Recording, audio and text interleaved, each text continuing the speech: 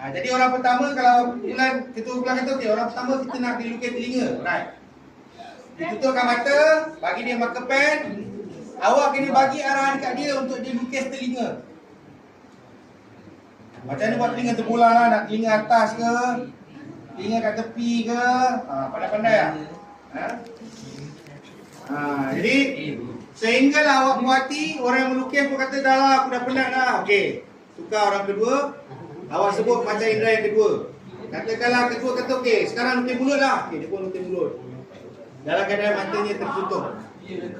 Okey, orang yang melukis matanya tertutup, dia hanya boleh bertanya. Tangan dia tu akan buat seperti yang kawan-kawan dia bagi tahu. Kanan sikit, kiri sikit, atas sikit. Mulut kau sengit.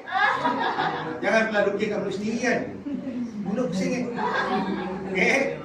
Alright. So, faham kan? Sudah saja. Nanti anda akan dibantu oleh presenter dekat kumpulan lah. Orang yang memberi arahan, dia tidak boleh berada di keliling orang yang melukis ni. Orang melukis kat depan, yang lain semua kena jadi penonton kat sini. Menonton sambil masalah. Tu kan senang kita kerja kita.